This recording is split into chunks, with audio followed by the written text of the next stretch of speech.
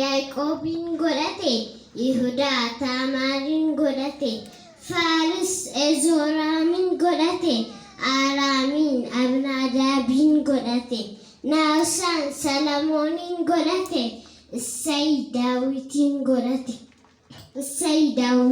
godhate, Naasaan Salamooniin godhate, Bo'aaz Yobdeeniin godhate, Solomoon Rehaabaamiin godhate, Abiyaa Asaafiin godhate, Yooshifaat Yooraamiin godhate.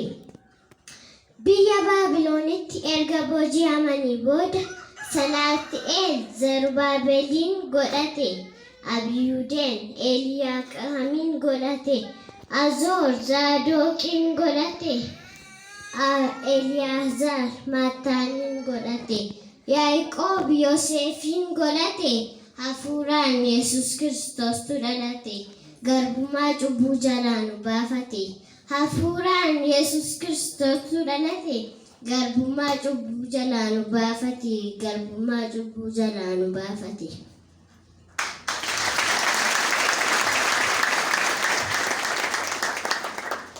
Caasaa fi balbala yemmuu qoonnu Abrahaamii hamma Daawititti balbala 14, Daawitii hamma bara boojuu Baabiloonitti balbala 14, bara boojuu Baabiloonii hamma bara dhaloota Kiristoositti balbala 14, dhalachuu Yesuusii hamma makirosekondii hafuura baafachaa jirrutti.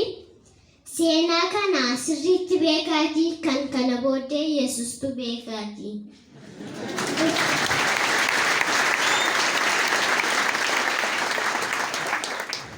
Ulfina eeggadhaa, guyyaa dhufaatii isaatti mallattoo martinuu raawwatameeraatii. Macaafa qulqulluu sirriitti beekaatii, waan dhageessan himtu guyyaa dhufaatii isaatti. Macaafa qulqulluu sirriitti beekaatii, waan dhageessan himtu guyyaa dhufaatii isaatti. Waan dhageessan himtu guyyaa dhufaatii isaatti. Waan dhageessan himtu guyyaa dhufaatii isaatti.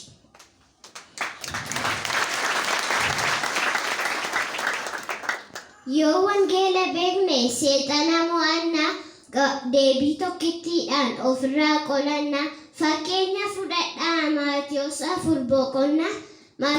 4 boqonnaa akka itti Yesus deebisee gaaffilee seexana. Caafameera gaaffiin deebii kee kana. Akka itti Yesus deebise gaaffilee seexana. Caafameera gaaffiin deebii kee kana. Akka itti Yesus deebise gaaffilee seexana. Akka itti Yesus deebise gaaffilee seexana.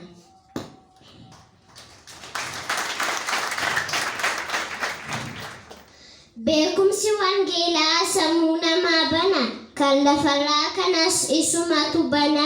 Wangeela qoradhu maaloo nama nana, takkuma hin mo'amtu isaa amanamnaan. Wangeela qoradhu maaloo nama nana, takkuma hin mo'amtu isaa amanamnaan. Takkuma hin mo'amtu isaa amanamnaan. Maddi odeeffannoo Maatiyos boqonnaa 1 fi bu'aa qorannoo macaafa qulqulluuti. Kan kana isiniif dhiyeesse ana Jajineet Falmatanii, waan na caqastaniif guddaa galatoomaa. Thank you for attention.